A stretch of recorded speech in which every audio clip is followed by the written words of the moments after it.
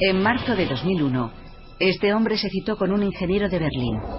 Lo llevó a su casa y lo mató. En los meses siguientes, con el consentimiento de su víctima, cenó su carne. Sabe a cerdo, un poco más fuerte y es algo más sustanciosa. Fue un crimen que consternó al mundo entero. Uno de los primeros casos en la historia de lo que se llama canibalismo por amor. Y revelaba un aspecto de la sexualidad humana que para la mayoría de nosotros es absolutamente incomprensible. Mi nombre es Armin Meiwes. Nací en 1961. Soy ingeniero informático de Rothenburg, Alemania. Maté a un hombre, lo descuarticé y lo comí. Desde entonces siempre lo llevo dentro de mí.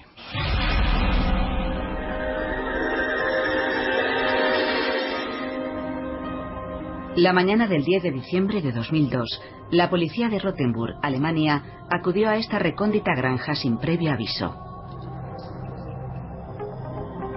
Se guiaron por el chivatazo de un joven estudiante austriaco. El estudiante estaba convencido de que el hombre que vivía en esta casa había asesinado y comido a otro hombre, y seguía buscando a otras víctimas voluntarias en Internet. La policía tardó 1 hora y media en inspeccionar la casa. En la cocina, encontraron un congelador con un falso fondo, ocultando lo que el sospechoso alegaba ser paquetes de carne de jabalí. Pero el contenido no era carne de jabalí, era la carne de este hombre.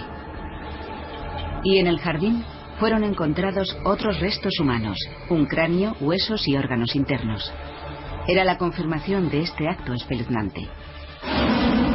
No había la más mínima duda de lo que Meiwes había hecho.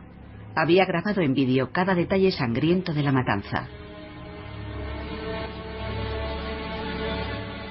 Hubo momentos al ver el vídeo en los que salté de la impresión. Lo que más me chocó fue la escena en la que le amputó el pene. Como hombre te hace saltar. No puedes hacer nada para evitar que ocurra. Saltas automáticamente. O cuando le corta la garganta, en ese momento sabes que es algo definitivo. Ya sabes que esa persona ha muerto. Es sobrecogedor. Y el vídeo fue la prueba fundamental para el argumento fiscal, para quien probaba que Meiwes asesinó a su víctima por su propio placer sexual. En un juicio celebrado en Frankfurt, en mayo de 2006, se le encontró culpable de asesinato y fue condenado a cadena perpetua.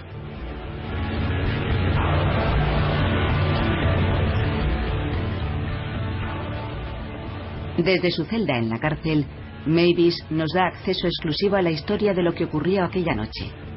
Y nos explica cómo estaba tan atormentado por los demonios de su pasado que acabó asesinando y comiendo a un hombre.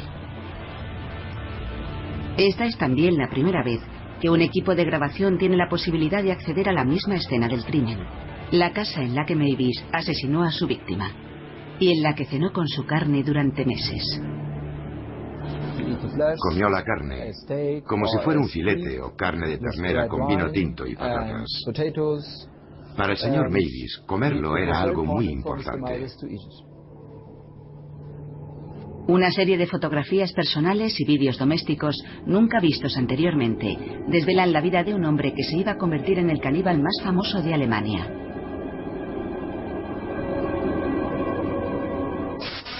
Si le ha fascinado el Hannibal Lecter de Hollywood, le repugnará la verdadera historia de un auténtico caníbal. La extraña historia de un caníbal de Rothenburg. Lejos de España, el llamado caníbal de Rotemburgo va a pasar a impresión el resto de sus días. La justicia alemana... En el año 2000, Armin Meiwes colgó un anuncio en Internet. Entró en contacto con Bert Brandes, un ingeniero de Berlín que se ofrecía a ser sacrificado. Acordaron conocerse. Estuvimos enviándonos correos electrónicos y chateando por Internet desde enero. Habíamos hablado con detalle de lo que iba a suceder. Brandt tenía unas ideas muy extrañas y pautas sobre cómo había planeado su final. Cuando bajó del tren yo estaba nervioso y excitado. Y ahora estamos entrando en la sala en la que el señor Meiwes Mató al señor Brandes. Cuando hay que comerse un cuerpo, este tiene que estar muerto, está claro. El señor Brandes colocó su pene encima de la mesa y el señor Mavis cortó el pene con un cuchillo. Dio un grito horrible, pero relativamente corto, quizá unos 20 o 30 segundos. El señor Brandes dio un profundo grito y luego, como medio minuto después, todo acabó. La sangre salía de la herida abierta como de una fuente. Y él estaba disfrutando al ver cómo la sangre salía de su cuerpo. Lo disfrutaba. Es terrible, pero lo he visto en el vídeo. Mavis cumplirá aquí su cadena perpetua. Una prisión de alta seguridad en Kassel, junto a otros 500 condenados más. Sin embargo, no es esta una prisión para enfermos psicópatas. El profesor Bayer, psiquiatra y testigo como experto en el juicio, ha llegado a afirmar que Mavis no es un peligro para la sociedad porque controla lo que hace.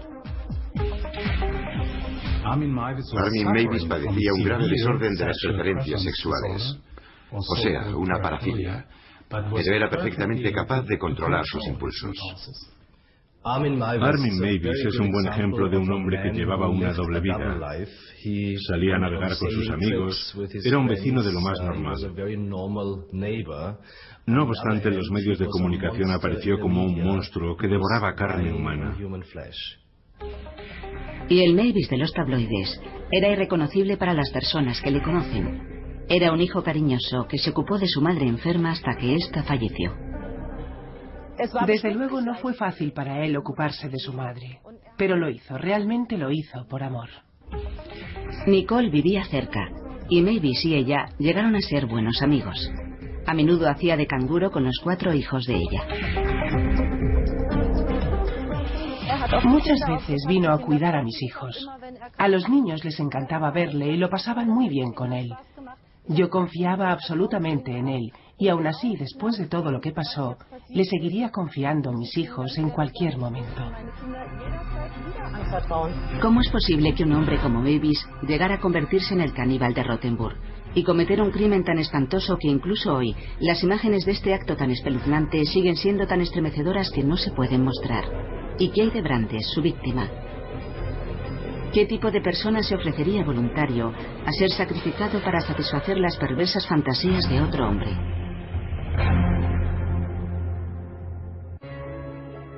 Armin Mavis tuvo una infancia muy normal. Vivió con sus padres y 2 hermanastros en Essen. Pero la mayor parte de los fines de semana y las vacaciones escolares los pasaba aquí, en esta casa de Rothenburg. Construíamos cabañas en los árboles. Jugábamos a policías y ladrones y a los indios. Todo era divertido. También cortábamos árboles. Realmente lo pasábamos muy bien. Mavis era como la mayoría de los niños de su edad. Un niño al que le encantaban los animales y que encontraba idílica la vida en el campo. Pero cuando solo tenía 8 años, esta idílica vida saltó por los aires. Fue a finales del verano de 1969. Mavis jugaba con los niños de la vecindad cuando oyó que su padre se marchaba en el coche.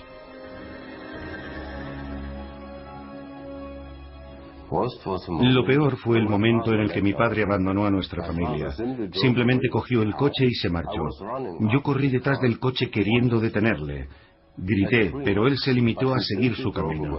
Ni siquiera miró por el espejo retrovisor. Para mí esta fue una experiencia muy traumática. Sus 2 hermanastros también se marcharon de casa poco tiempo después. Mavis echaba mucho de menos a los 3, desesperadamente. Yo era ahora el único hombre de la casa y me sentía responsable de las 2 casas y de mi madre. Este peso que yo mismo me eché a la espalda fue muy duro de soportar. Y yo quería compartirlo con un hermano más pequeño. Siempre he deseado tener un hermano más pequeño, porque yo quería compartir con él el cariño y el afecto que mi hermano mayor me había mostrado a mí. Pero con una madre que ya tenía 50 años, sabía que esto era imposible. Después de 3 matrimonios fracasados, ella no tenía el menor deseo de tener otra relación. Mi madre se volvió sobre sí misma completamente. Tal vez pensaba que si empezaba otra relación volvería a ser abandonada de nuevo. Cuando su padre se marchó, también vació las cuentas bancarias. Y para Waltraud Mavis, la lucha fue tanto de carácter económico como emocional. Ella solía llorar y no sabía cómo íbamos a salir adelante. Ella se encerró en sí misma. No hablaba prácticamente con nadie en el pueblo. Su madre vivía en esa casa encerrada las 24 horas del día. Waltraud Mavis se autoconstruyó una vida de fantasía. Ella se veía a sí misma como la señora de la mansión y veía a su hijo Armin como su paje. Se vestían con ropas medievales y decoraban cada una de las 36 habitaciones de la casa para invitados que rara vez acudían. Aquí es donde vivía la madre del señor Mavis. Ahora tiene un aspecto desolado, pero antes estaba ordenada y limpia, debo decirlo. Su madre era una mujer muy dominante. Tengo esa impresión, y por lo que dijo Mavis, creo que su madre le controlaba. Y Mavis era el tipo de hombre que se dejaba controlar por su madre. Le presionaba. Y Mavis hacía lo que ella quería. Ella quería lo mejor para su hijo, pero de alguna manera también gobernaba su vida. Ella quería que él hiciera realidad los sueños de ella. El joven Mavis se retiró a un mundo de fantasía. Su único consuelo era un amigo imaginario, un hermano que iba a estar siempre junto a él. Cuando alcanzó la pubertad, estos sentimientos adquirieron connotaciones sexuales, y el hermano imaginario se convirtió por primera vez en un objeto de deseo. Su primera fantasía homosexual. La fantasía siguió evolucionando, y a lo largo de los años se le añadirían varios componentes más. Los chicos siempre eran personas que yo encontraba atractivas y a los que imaginaba como mi hermano. Quería sentirse vinculado a ellos, que fueran una parte de él. Y después pensé que si iban a convertirse en una parte de mí, tendría que comerles. Armin Mavis siempre fue un chico muy solitario. Cuando llegó a la pubertad experimentó los mismos enamoramientos que los demás chicos, pero para él era difícil establecer relaciones. Y estos enamoramientos evolucionaron en algo diferente, el deseo de comer a alguien para que siempre estuviera con él. Así esperaba que su soledad desapareciera. Pero nunca trató de obligar a alguien a convertirse en el objeto de su fantasía. Tendría que establecer voluntariamente este contacto íntimo. No podía ser de otra manera. Tenía que sacrificar prácticamente su vida para poder seguir viviendo dentro de mí. Bueno, así es como yo lo veía. Armin eligió una forma muy especializada de fetichismo. El deseo de vinculación y bienestar se alcanza a través del contacto con el fetiche. En el caso de Armin Mavis, el fetiche es la carne masculina. La carne de una persona a la que conoce y quiere, y que voluntariamente quiere ser comida por él. Cuando era adolescente, tenía amistad tanto con chicas como con chicos, pero nunca pudo librarse de su insuperable fantasía: matar y comer a un chico. Era algo que amenazaba con poder con él, hasta que tomó la decisión que iba a cambiar su vida, al menos temporalmente.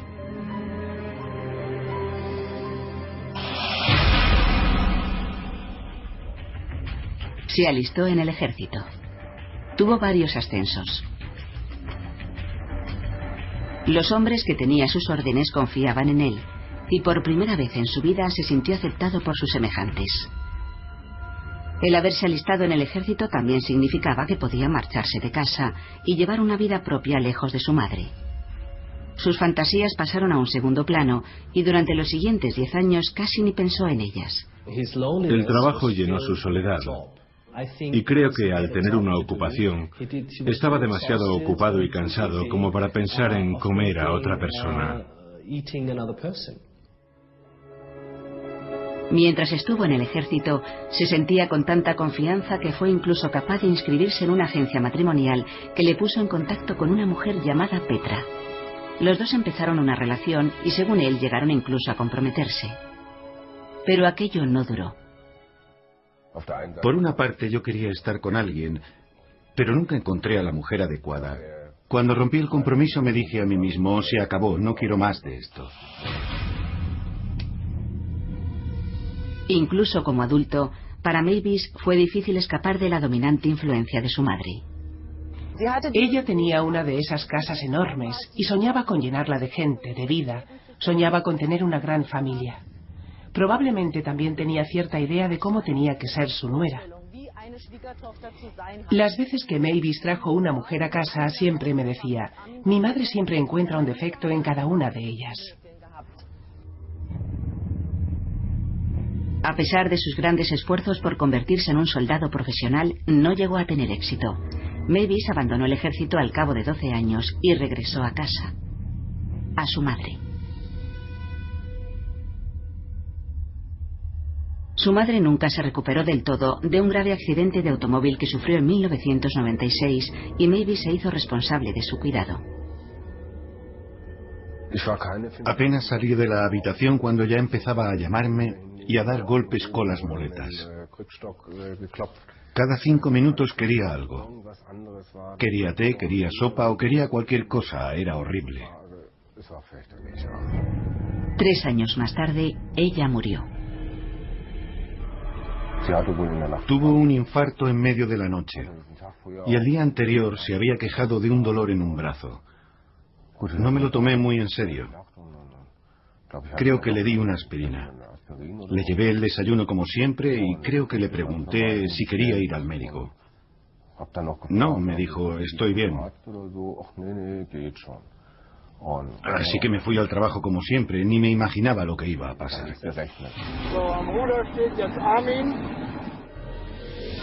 De alguna manera fue un alivio. Libre de las obligaciones de cuidar de su madre y de ser como ella quería que fuese, podía ahora hacer lo que quisiera. Pero eso también significaba que era libre de satisfacer los deseos de su lado más oscuro, un lado que apenas se había dado a conocer ni siquiera a sí mismo durante un montón de años. Al morir su madre, desapareció la última persona que de alguna manera le controlaba. Así que estaba solo en esta enorme casa y en consecuencia estaba absolutamente fuera de control. Navegaba todas las noches por Internet y a través de Internet estableció contacto directo con más de 400 personas, bien caníbales, bien posibles víctimas. Internet se había convertido en una segunda vida, una vida secreta. Tras la muerte de mi madre, yo había indagado en páginas web que tenían que ver con la muerte. Y en esa época, en cierta manera por casualidad, había entrado en sitios web sobre canibalismo, en salas de chat sobre canibalismo. Las estudié a fondo y creí que eran pura fantasía. Pero no se puede ni imaginar la cantidad de anuncios que había. Había gente que se ofrecía para ser comida, gente que buscaba a otras personas que quisieran comerles. No tardó mucho en contestar a algunos de los anuncios. Y se citó con los hombres que habían puesto esos anuncios. Mi primera cita fue con un cocinero. Hacíamos una especie de juego de rol en la que simulábamos cómo lo mataba y me lo comía. Muchas veces nos reuníamos en habitaciones de hotel. Incluso hubo uno que quería que pusiera etiquetas en las diferentes piezas de su carne. Escribí los nombres de cada pieza de carne en unos papeles y los sujetaba en cada parte del cuerpo con un alfiler. Eso le excitaba mucho. Cuando Mavis me habló de las personas a las que había conocido antes de Abrantes, su víctima, y después de él, de su víctima, me quedé impresionado. Había gente que quería que los hiciera a la brasa, como un pollo, que les golpeara con un martillo y luego los troceara. Pero ninguno de ellos era el adecuado. Ninguno de ellos estaba dispuesto a llevarlo a cabo. Hasta que llegó Brandes. Al igual que Mavis, Bernd Brandes también sufría las secuelas de los acontecimientos de su vida pasada. Cuando tenía 5 años, su madre se había quitado la vida. Su padre se negaba a hablar del asunto, y su relación con él se deterioró por completo después de que Brandes le confesara que era gay. Las posibles similitudes entre Armin Mavis y Bert Brandes estaban en que ambos habían sido niños que no habían recibido la aceptación emocional que uno necesita por parte de los padres. El sentimiento de ser amado por cómo eres y no por cómo debería ser. La confianza y la aceptación básicas. Aparentemente, Brandes parecía ser un hombre de negocios con éxito. Pero había otro lado en él. Era un aventurero sexual. En 1995, él ligó con un antiguo chapero, Jimmy F., en Manhusu, en Berlín, una de las estaciones de ferrocarril más transitadas. Quería sentir dolor. Le gustaba sentir dolor. Quería que yo le hiciera daño. Especialmente en el pecho y los genitales. Pero lo que verdaderamente deseaba es que le arrancara el pene de un mordisco. Me dijo, apoya la navaja contra él, y así lo hice. Se la acerqué. En ese momento se excitó tanto que me dijo, por favor, córtamelo, córtamelo. Bert Brandes quería ser sacrificado, y para que alguien quiera sacrificar algo, tiene que darle mucho valor. Para él, era el sacrificio de sus genitales y de su cuerpo. Y este deseo se había convertido en algo tan relevante en sus fantasías que ya no se conformaba solo con imaginarlo. El señor Brandes me ofreció cierta cantidad de dinero, del orden de los 10.000 o incluso más. Me ofreció todo su equipo informático, su coche, todo lo que había en su piso. Si le arrancaba de un mordisco o le cortaba sus genitales. Me dijo, tío, di una cantidad, o dime lo que quieres, y te lo daré. Bert Brandes. Yo había contestado un anuncio que él había puesto en Internet. La palabra que me atrajo era cena o tu cena. Y el texto decía, te ofrezco la oportunidad de comerme vivo. Quien realmente quiere hacerlo necesita una víctima auténtica. Mavis había encontrado en Brandes la víctima ideal. Alguien cuyas fantasías le iban a dar el perfecto contrapunto a sus propias fantasías.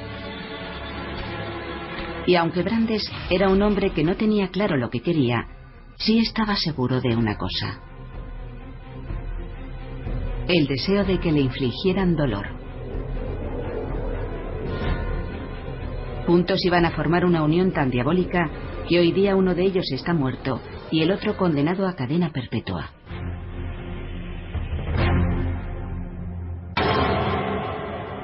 El 9 de marzo de 2001, a las 8:44 de la mañana, Bernd Brandes tomó un tren en Bahnhof-Zoo en Berlín. Poco después, Armin Mavis salió de su casa de Rothenburg para recogerle en la estación de Kassel.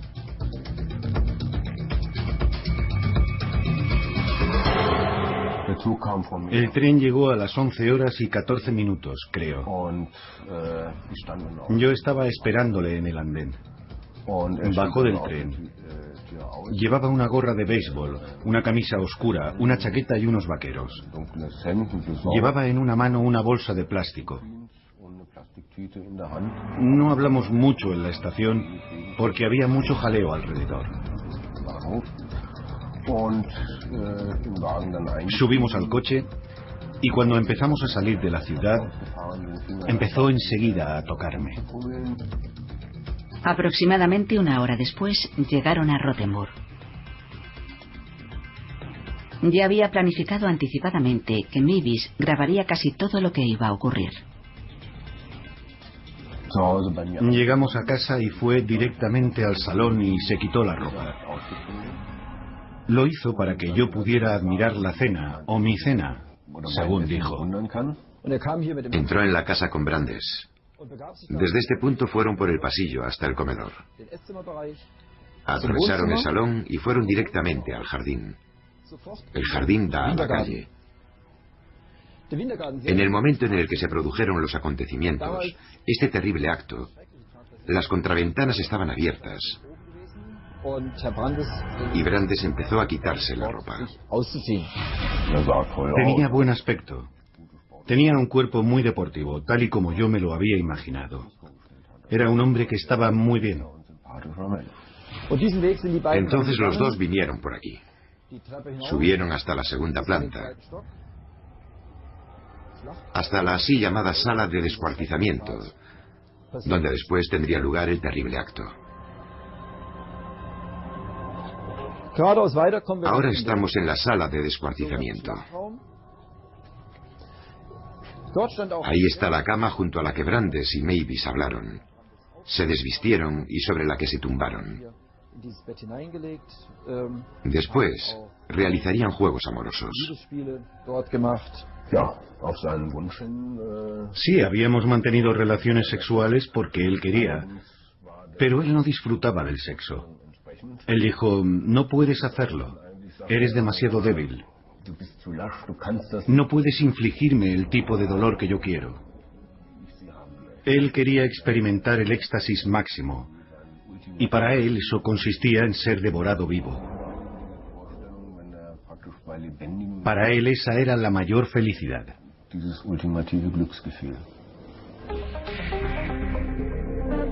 En ese momento, como Mavis no era capaz de arrancar la carne de su cuerpo, Brandes decidió regresar a Berlín.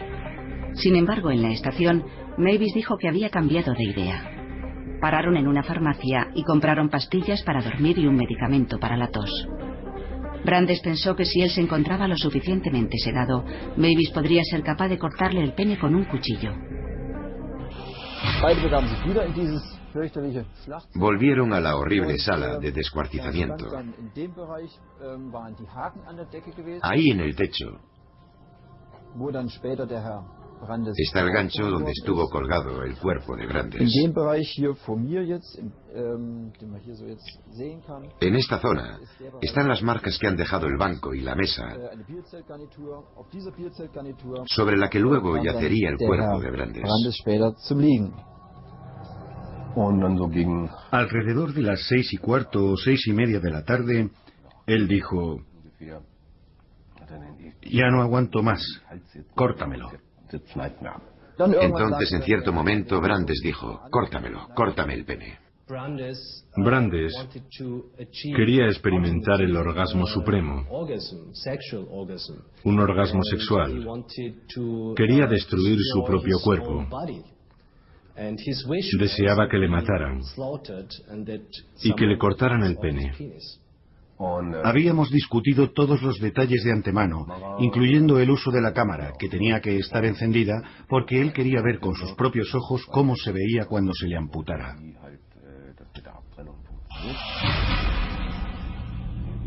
Pero no funcionó. La navaja no estaba suficientemente afilada y Mavis tuvo que ir a coger otra.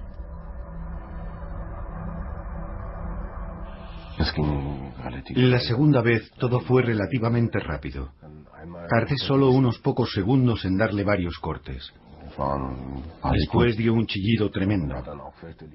Pero no por mucho tiempo. Solo duró unos 20 o 30 segundos. Luego dijo, solo veo oscuridad. Tengo que sentarme. Unos segundos después me dijo que ya no le dolía. Estaba asombrado porque deseaba sentir más dolor. Quería experimentar un dolor que fuera tan fuerte como para matarle. Quería destruirse a sí mismo. Después, obviamente, chilló y Mavis estaba junto a la mesa y tuvo que dar un salto hacia atrás porque la sangre salía a borbotones.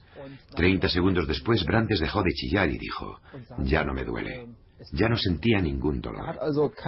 Y sus palabras textuales fueron que ya no sentía dolor. Y se sentía feliz de ver la sangre, aunque parezca horrible decirlo ahora, saliendo de su cuerpo a borbotones. Me dijo: córtamelo por la mitad. Así que se lo corté por la mitad con el cuchillo y llevé los 2 trozos a la cocina. Primero los lavé y los blanqueé. El agua tardó unos minutos en empezar a hervir. Luego los sazoné con sal, pimienta y ajo en polvo, y los freí un poquito. Pero la carne estaba tan fresca que se encogió en la sartén. Y realmente no quedó nada comestible. La verdad es que no tardé mucho en prepararlo, porque pensé que, como Brandes tenía una herida tan grande, no tardaría en sentirse muy débil. Pero no fue así. Él intentó comérselo. Se decepcionó al no poder, porque aquello no quedó comestible.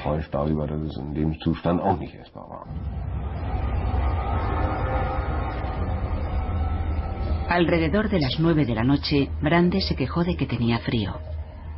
Mavis preparó un baño caliente para su huésped e iba a verle cada cuarto de hora.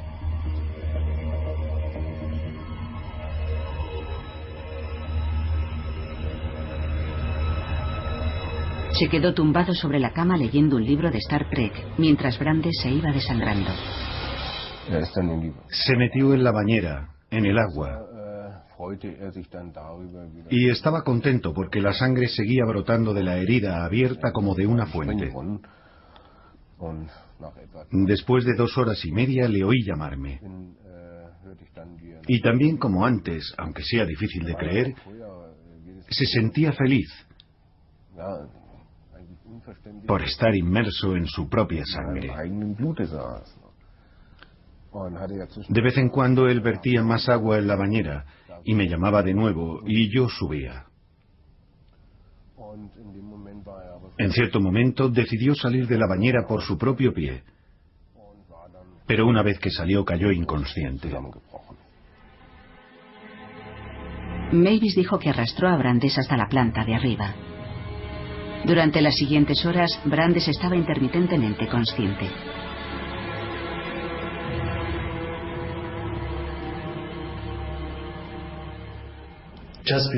Justo antes de morir, tumbado ahí, mirando fijamente al techo, Brandes se dio cuenta de que eso no era lo que esperaba, así que tuvo una muerte solitaria e infeliz.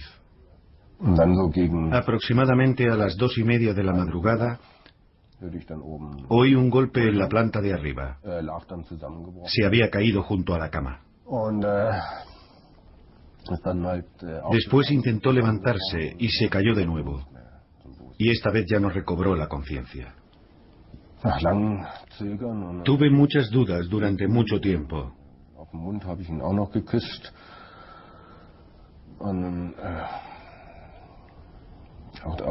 Recé e incluso le besé en la boca.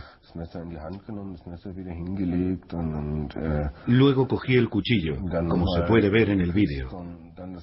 Cogí el cuchillo y lo dejé a un lado.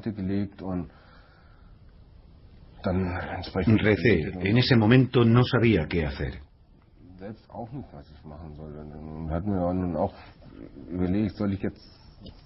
Me pregunté a mí mismo si debía rezar al diablo o a Dios.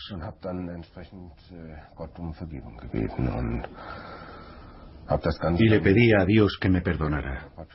Luego cogí el cuchillo, lo cogí con fuerza y después de dudar un poco más, le corté la garganta.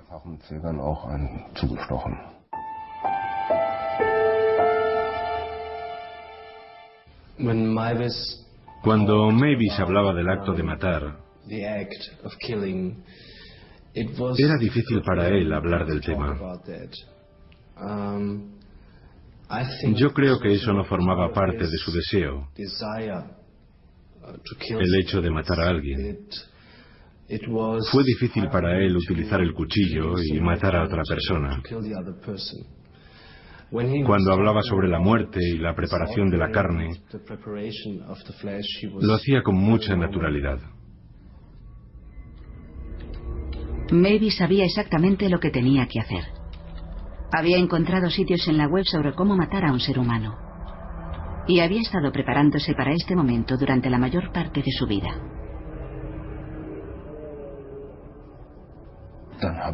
Después, en la sala de descuartizamiento, una vez que había muerto, le separé la cabeza del cuerpo.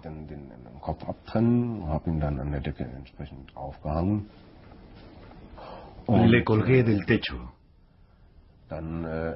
Después le quité los órganos y le corté por la mitad. Vertí agua caliente sobre las dos partes del cuerpo y las lavé. En este congelador había partes de Brandes que Mavis había desgajado de su cuerpo. Estos trozos fueron almacenados, congelados y de vez en cuando comidos. Aún se ven las marcas que dejó la policía al desatornillar para desmontarlo. La carne estaba en un sitio seguro. La carne de Brandes, así de horrible. Y aquí es donde se almacenaba. Lo metió en el congelador y puso un fondo falso para que no se viera a primera vista que la carne de un ser humano estaba allí guardada. Por encima había carne de ternera, de cerdo, pero más abajo estaban los trozos de Brandes. La cocina tiene el mismo aspecto de siempre, con la placa de cocción en la que se preparaban las comidas normales, pero también, por supuesto, donde se cocinaban los trozos de Brandes. Cuando Mavis quería comerlo, necesitaba prepararlo en la cocina.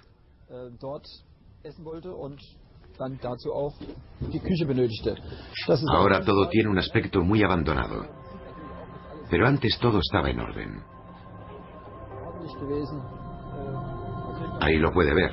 Ahí está la cocina y el fregadero.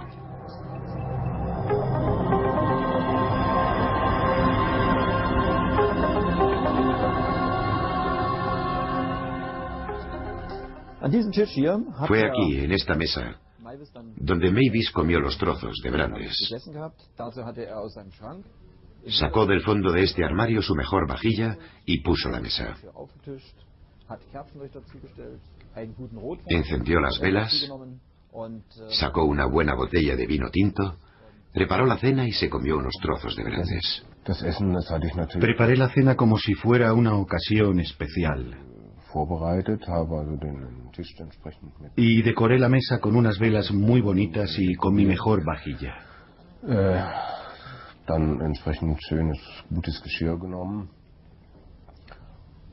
Freí un trozo de carne, un trozo sacado de la espalda. Lo hice con lo que se llama patatas princesa y coles de Bruselas.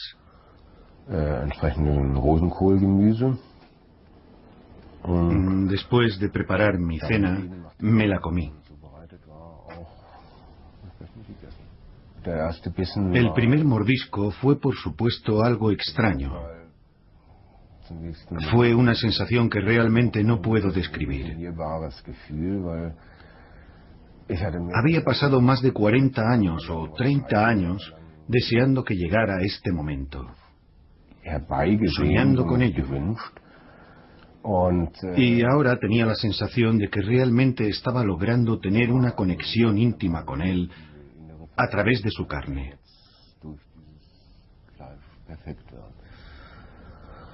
La carne sabe como la de cerdo, pero algo más fuerte.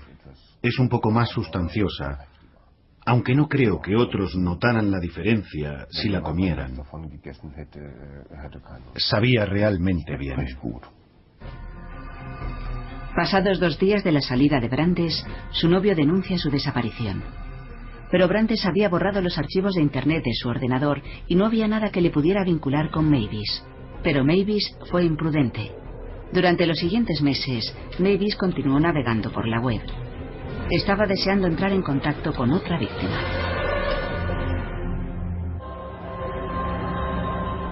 En marzo de 2001, Armin Meiwes mató a Bernd Brandes, un ingeniero informático de Berlín. A lo largo de unos meses, consumió 20 kilos de su carne. Sin embargo, seguía fantaseando sobre la posibilidad de comer a un hombre al que conociera y que le importara. Y estaba buscando a través de Internet otra víctima voluntaria.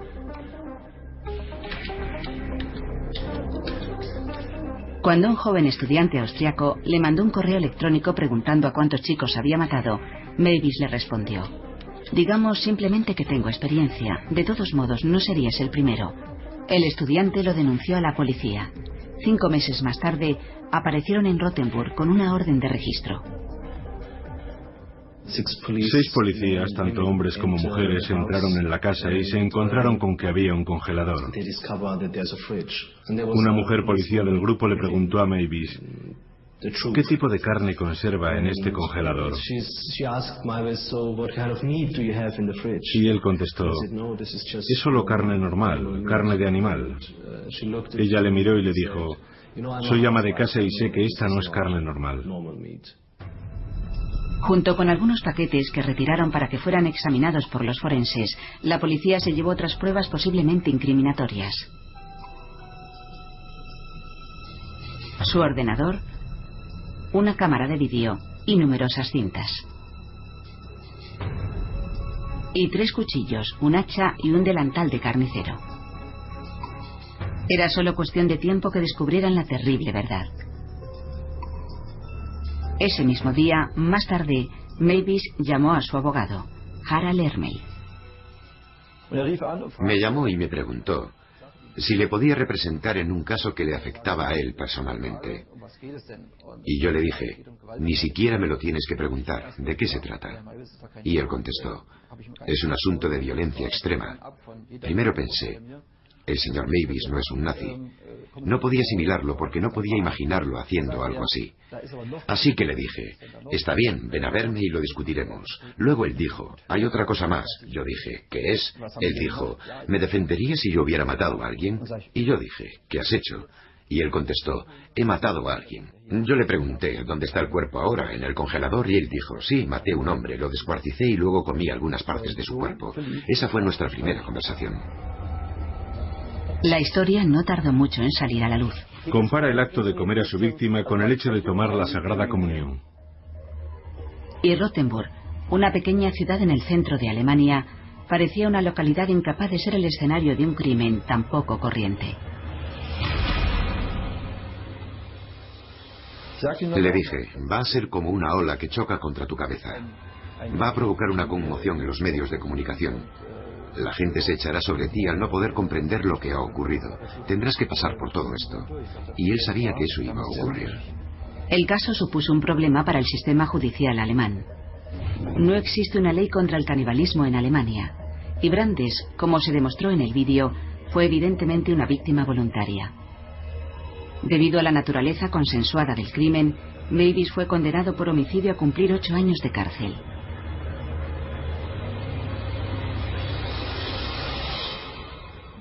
Sin embargo, tras una apelación por parte de la Fiscalía y un nuevo juicio, fue hallado culpable de asesinato.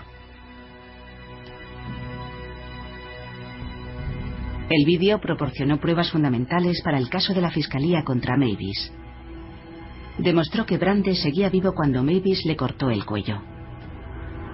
Sin embargo, el vídeo era tan impresionante que solo se le pudo mostrar al jurado 19 minutos de las 4 horas que duraba.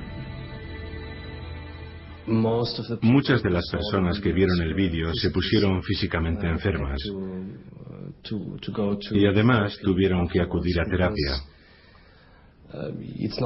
Porque no se trata solo de cortar carne humana, es también una grabación dolorosa. Porque sabes que un hombre está muriendo y la manera en la que está muriendo va más allá de lo imaginable. Es discutible si Meiwes lamenta o no lo que ha hecho. Yo creo que lamentar es una palabra demasiado fuerte para aplicársela a Meiwes.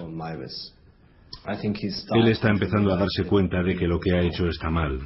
Es un proceso lento. No creo que se lamente profundamente de haber descuartizado y comido a Brandes. Lo que sí creo es que lamenta haber dado muerte a un hombre. Y para las personas más cercanas al caso, aún existe la duda de si alguno de los hombres, o Mavis o Brandes, logró hacer realidad la fantasía con la que habían estado soñando toda su vida. Uno, el de canibalizar a otro hombre. El otro, el de ser literalmente comido vivo. Estos dos hombres habían llegado a una especie de acuerdo. Brandes quería que Mavis le cortara el pene. Pero esto no formaba parte de la fantasía de Mavis. Tampoco el llegar a matar formaba parte de la fantasía de Mavis, pero sí lo era el descuartizarlo y el comer carne humana. Así que para ninguno de los dos aquello fue lo que esperaban. He dejado todo en lo más apartado de mi mente. Intento recordar los buenos momentos que pasé con él. Y así es como quiero que quede. Hoy sé que lo que hice está mal. Que esto nunca puede ser el camino correcto. Los deseos, las fantasías que uno tiene, nunca pueden llegar a hacerse realidad. Y que todo lo que uno sueña solo seguirá siendo un sueño. Siempre pensé que eso que yo hice, incluso después de haberlo hecho, podría llegar a ser algo más que solo un sueño. Hoy sé que eso no puede ser.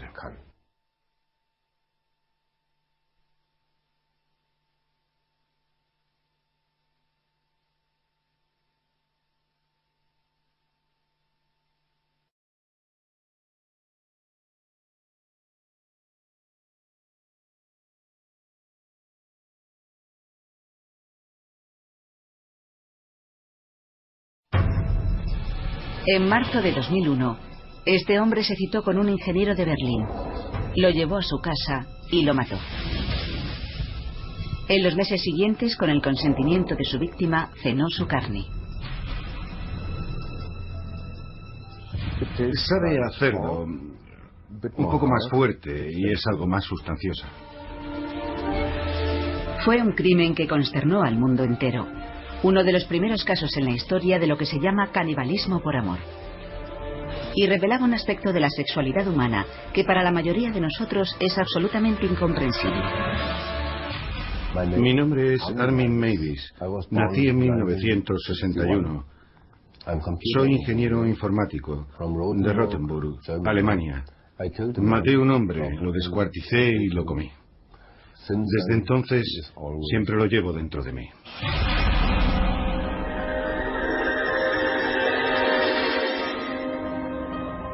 La mañana del 10 de diciembre de 2002, la policía de Rotenburg, Alemania, acudió a esta recóndita granja sin previo aviso. Se guiaron por el chivatazo de un joven estudiante austriaco. El estudiante estaba convencido de que el hombre que vivía en esta casa había asesinado y comido a otro hombre, y seguía buscando a otras víctimas voluntarias en Internet. La policía tardó 1 hora y media en inspeccionar la casa. En la cocina, encontraron un congelador con un falso fondo, ocultando lo que el sospechoso alegaba ser paquetes de carne de jabalí. Pero el contenido no era carne de jabalí, era la carne de este hombre. Y en el jardín fueron encontrados otros restos humanos, un cráneo, huesos y órganos internos. Era la confirmación de este acto espeluznante. No había la más mínima duda de lo que Mavis había hecho. Había grabado en vídeo cada detalle sangriento de la matanza. Hubo momentos al ver el vídeo en los que salté de la impresión. Lo que más me chocó fue la escena en la que le amputó el pene. Como hombre te hace saltar. No puedes hacer nada para evitar que ocurra. Saltas automáticamente. O cuando le corta la garganta, en ese momento sabes que es algo definitivo. Ya sabes que esa persona ha muerto. Es sobrecogedor. Y el vídeo fue la prueba fundamental para el argumento fiscal, para quien probaba que Mavis asesinó a su víctima por su propio placer sexual. En un juicio celebrado en Frankfurt, en mayo de 2006, se le encontró culpable de asesinato y fue condenado a cadena perpetua.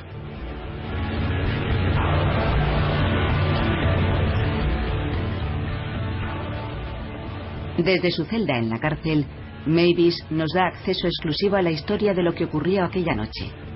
Y nos explica cómo estaba tan atormentado por los demonios de su pasado que acabó asesinando y comiendo a un hombre. Esta es también la primera vez que un equipo de grabación tiene la posibilidad de acceder a la misma escena del crimen, la casa en la que Mavis asesinó a su víctima y en la que cenó con su carne durante meses. Comió la carne como si fuera un filete o carne de ternera con vino tinto y patatas. Para el señor Mavis, comerlo era algo muy importante. Una serie de fotografías personales y vídeos domésticos nunca vistos anteriormente desvelan la vida de un hombre que se iba a convertir en el caníbal más famoso de Alemania.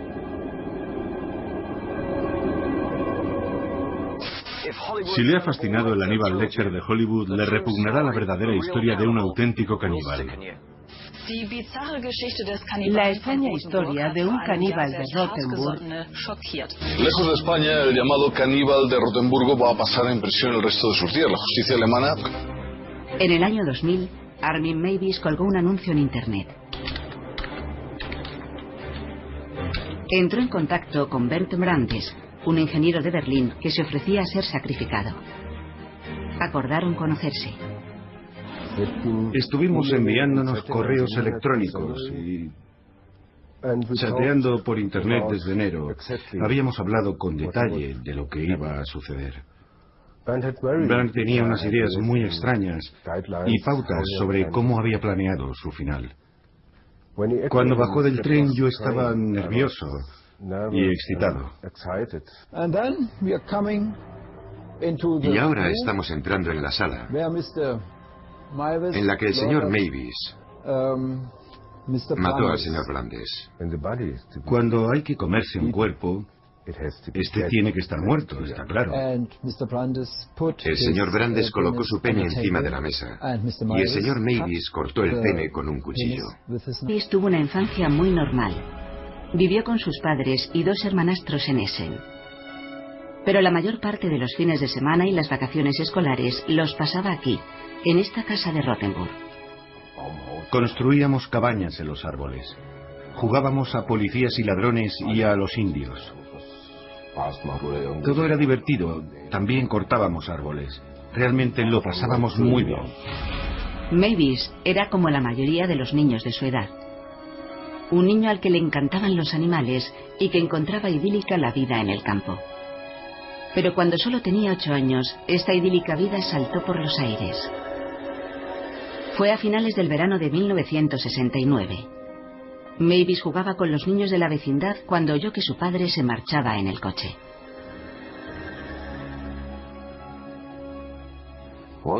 Lo peor fue el momento en el que mi padre abandonó a nuestra familia. Simplemente cogió el coche y se marchó. Yo corrí detrás del coche queriendo detenerle. Grité, pero él se limitó a seguir su camino.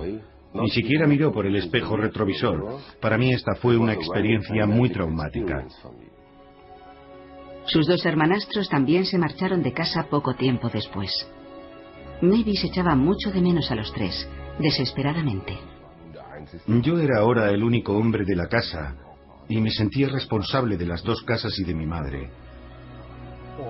Este peso que yo mismo me eché a la espalda fue muy duro de soportar. Y yo quería compartirlo con un hermano más pequeño. Siempre he deseado tener un hermano más pequeño, porque yo quería compartir con él el cariño y el afecto que mi hermano mayor me había mostrado a mí. Pero con una madre que ya tenía 50 años, sabía que esto era imposible. Después de 3 matrimonios fracasados, ella no tenía el menor deseo de tener otra relación. Mi madre se volvió sobre sí misma completamente. Tal vez pensaba que si empezaba otra relación volvería a ser abandonada de nuevo. Cuando su padre se marchó, también vació las cuentas bancarias. Y para Waltraud Mavis, la lucha fue tanto de carácter económico como emocional.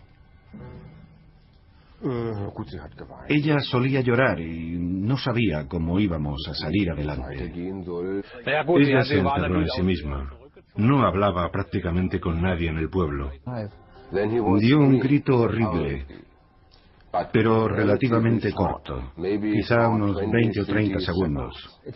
El señor Brandes dio un profundo grito y luego, como medio minuto después, todo acabó. La sangre salía de la herida abierta como de una fuente. Y él estaba disfrutando al ver cómo la sangre salía de su cuerpo. Lo disfrutaba. Es terrible, pero lo he visto en el vídeo. Mavis cumplirá aquí su cadena perpetua. Una prisión de alta seguridad en Kassel, junto a otros 500 condenados más. Sin embargo, no es esta una prisión para enfermos psicópatas. El profesor Bayer, psiquiatra y testigo como experto en el juicio, ha llegado a afirmar que Mavis no es un peligro para la sociedad porque controla lo que hace. Armin Mavis padecía un grave desorden de las preferencias sexuales, o sea, una parafilia, pero era perfectamente capaz de controlar sus impulsos. Armin Mavis es un buen ejemplo de un hombre que llevaba una doble vida. Salía a navegar con sus amigos, era un vecino de lo más normal. No obstante, en los medios de comunicación apareció como un monstruo que devoraba carne humana. Y el Mavis de los tabloides era irreconocible para las personas que le conocen. Era un hijo cariñoso que se ocupó de su madre enferma hasta que ésta falleció. Desde luego no fue fácil para él ocuparse de su madre, pero lo hizo, realmente lo hizo por amor. Nicole vivía cerca, y Mavis y ella llegaron a ser buenos amigos. A menudo hacía de canguro con los 4 hijos de ella. Muchas veces vino a cuidar a mis hijos. A los niños les encantaba verle y lo pasaban muy bien con él. Yo confiaba absolutamente en él, y aún así, después de todo lo que pasó, le seguiría confiando a mis hijos en cualquier momento. ¿Cómo es posible que un hombre como Mavis llegara a convertirse en el caníbal de Rothenburg y cometer un crimen tan espantoso que incluso hoy las imágenes de este acto tan espeluznante siguen siendo tan estremecedoras que no se pueden mostrar? ¿Y qué hay de Brandes, su víctima? ¿Qué tipo de persona se ofrecería voluntario a ser sacrificado para satisfacer las perversas fantasías de otro hombre?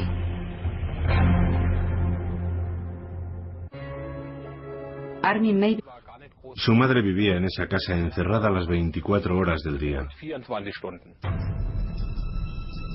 Waltraud Mavis se autoconstruyó una vida de fantasía. Ella se veía a sí misma como la señora de la mansión y veía a su hijo Armin como su paje.